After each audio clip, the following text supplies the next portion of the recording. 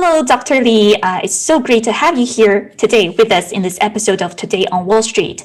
So, Dr. Lee, you are an American psychiatrist, formerly associate with Yale University, and you are a specialist in violence prevention.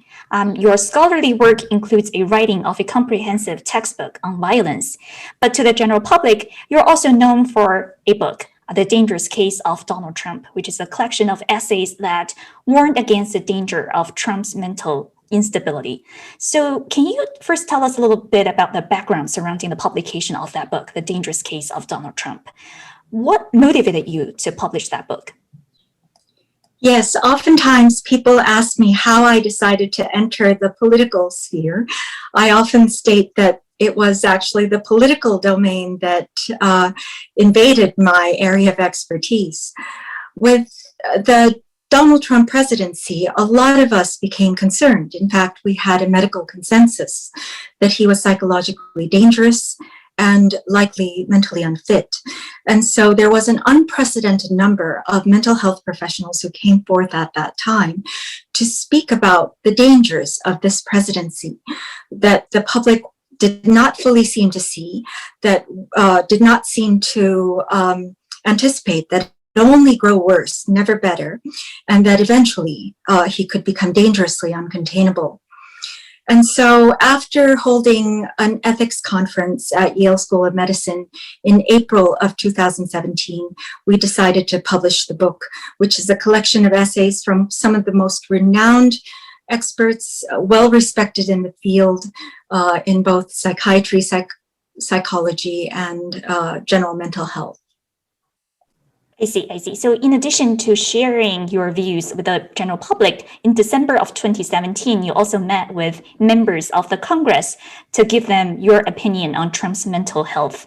Can you share with us some of the concerns you share with the US Congress, and what were their reactions? Yes, we were invited to meet with Congress members after the Yale conference, in fact.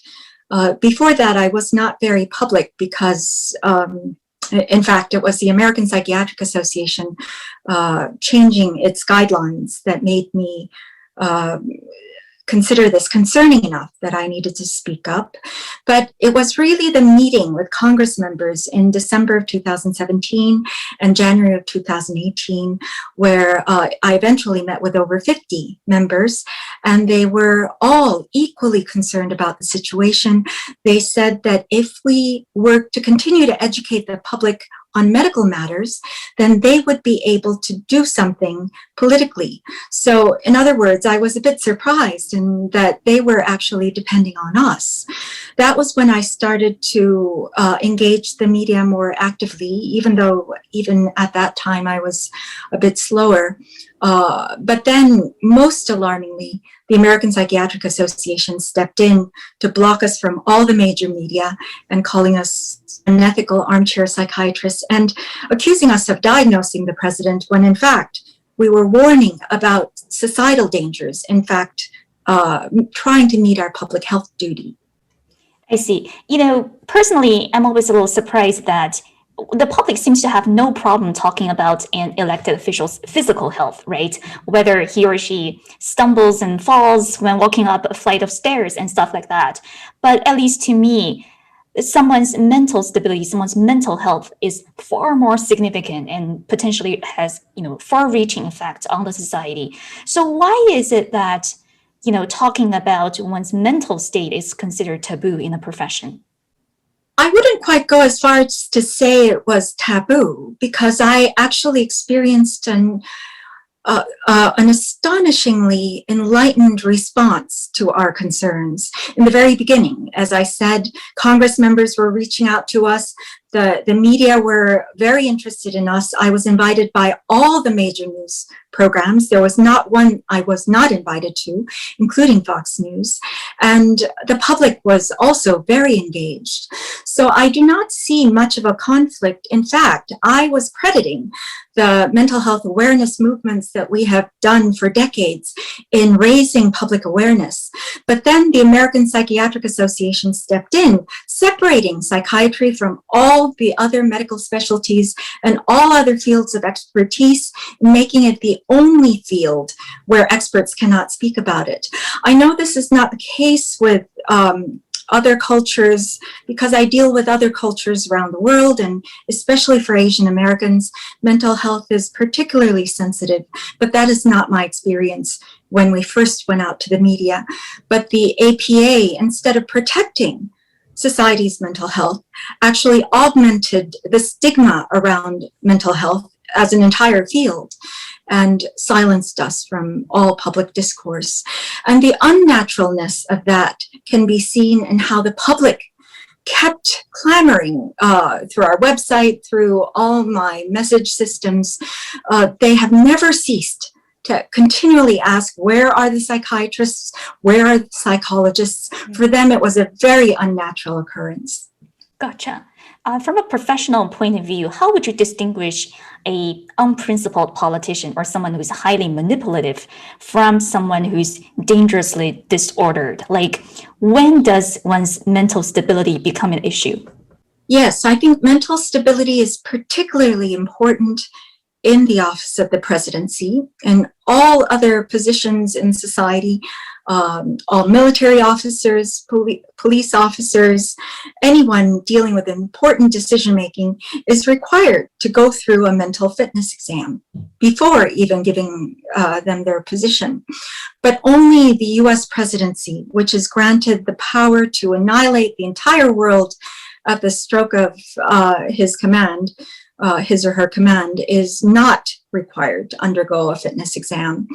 So fitness exam does not test people on their ideology, on their personality style, or anything at all, even their diagnosis. It doesn't matter whether or not they have a mental health diagnosis. Mental illness itself does not prohibit one from doing one's job. It merely tests one's ability to make decisions where it matters. And the ability to be rational, in other words, to be able to take in information, facts, and important advice, the ability to process that information and not be impulsive and be too swayed by delusions or conspiracy theories, and also to make stable decisions.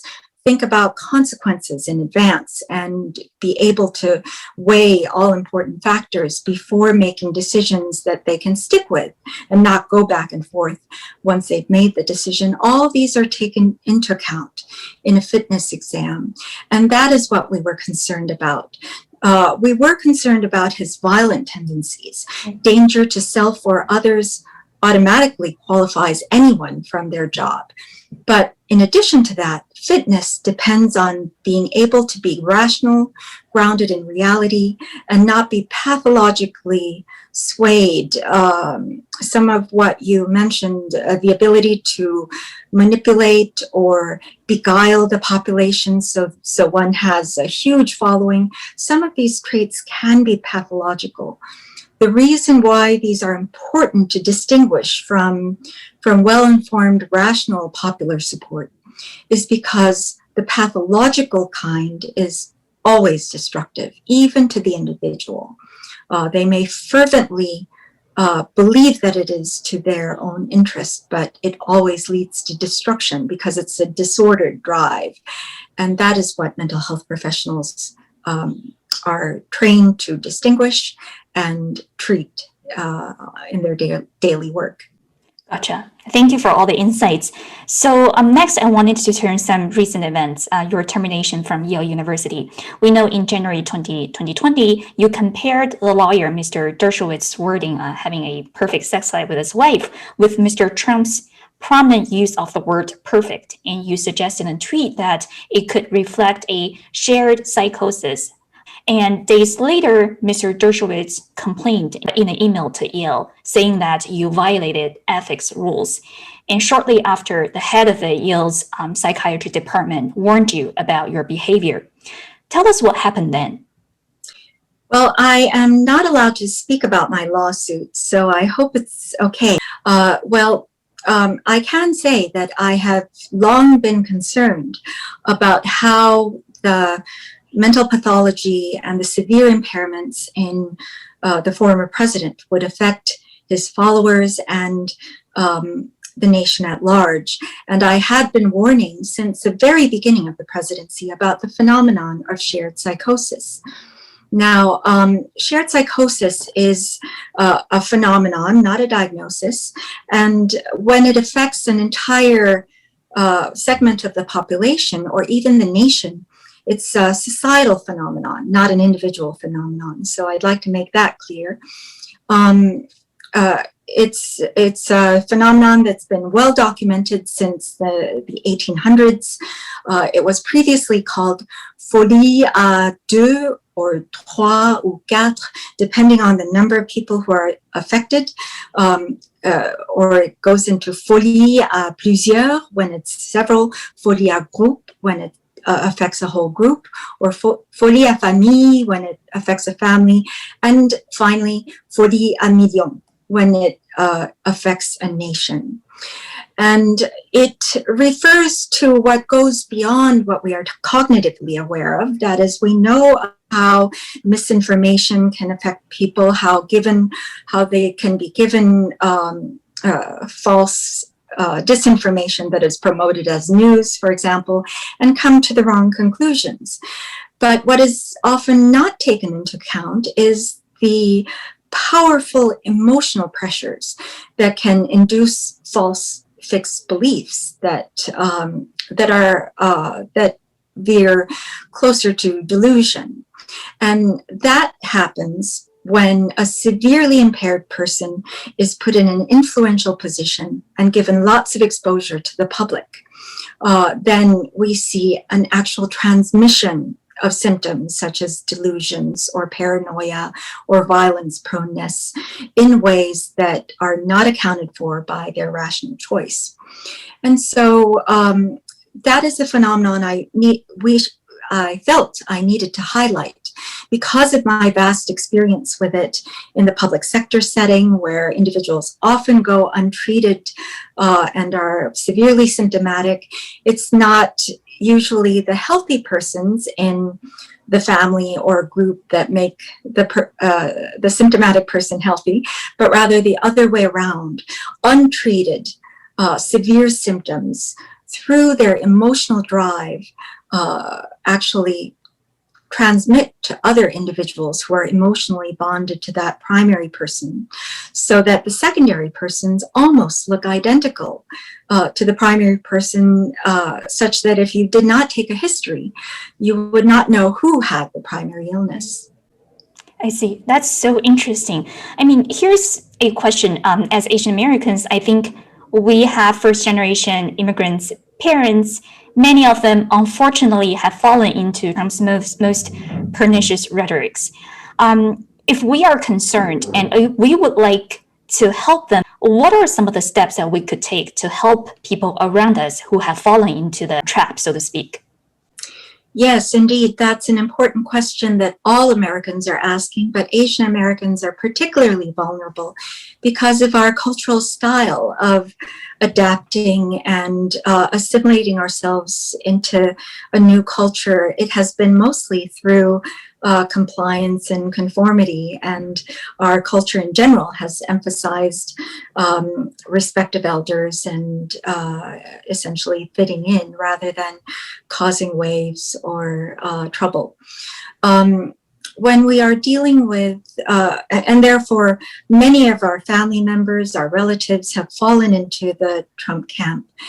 I have advised all Americans of all walks of life that that currently the severity of this is not of a point where we can try to convince them or persuade them. So my first advice is not to try to persuade them, not to give facts or evidence or appeal to logic, because these things will only arouse resistance and doubling down, and if severely challenged, they could even lapse into violence.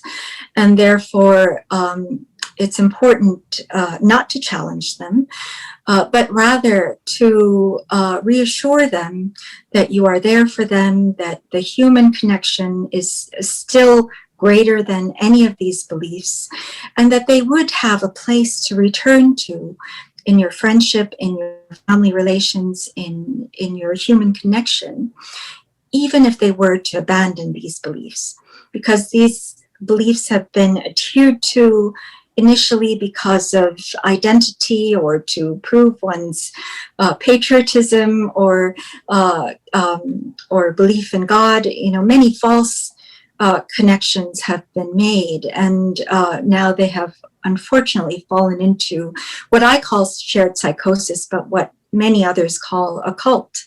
And the conditions are exactly like a cult, only that the conditions are the conditions of isolation and indoctrination, insulation from other sources of information are not physical, but they are psychological.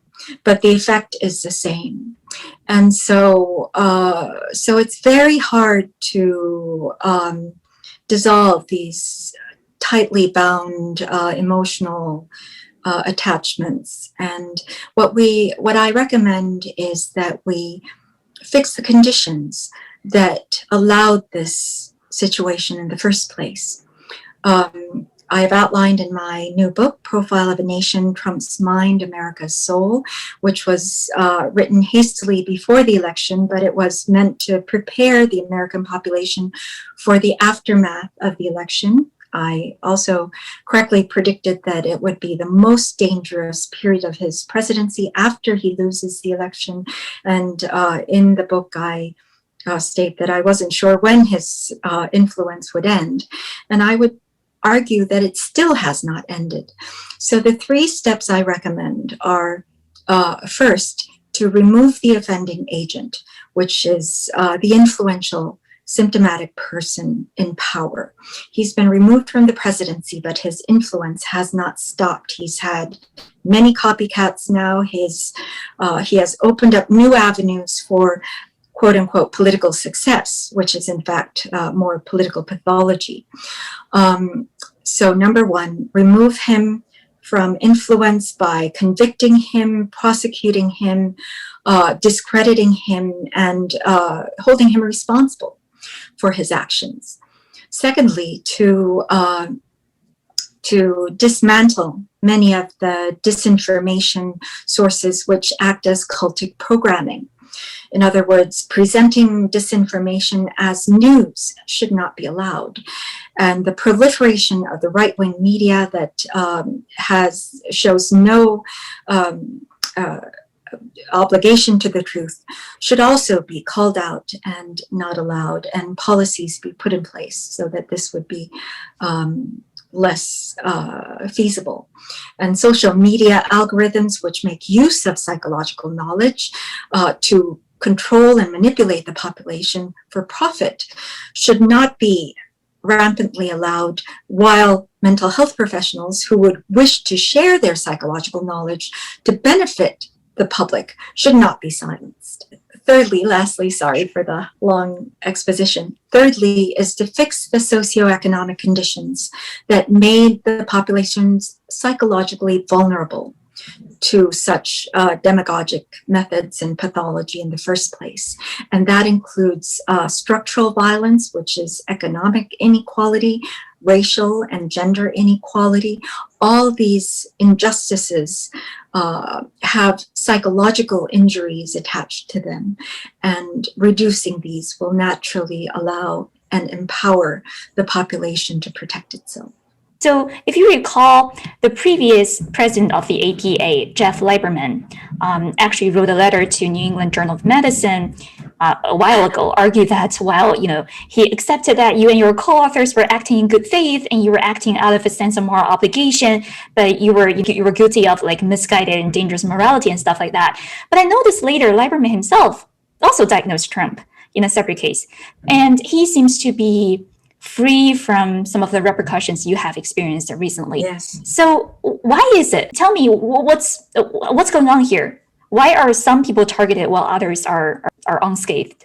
Well, I think the obvious visible reason is in front of you, but I was shaking my head because he, in fact, accused us of what he did, diagnosing the president, and called us Nazi and Soviet psychiatrists when we were cautioning about the American Psychiatric Association acting like the Soviet psychiatrists by colluding with a destructive government, which the Declaration of Geneva instituted after Nazism to bind us to our humanitarian goals of medicine, actually prohibits. And so not only is he colluding with the American Psychiatric Association to misrepresent us, to accuse us of what we have not done. He himself has done what he accuses us of doing, and the APA has not said one word about it,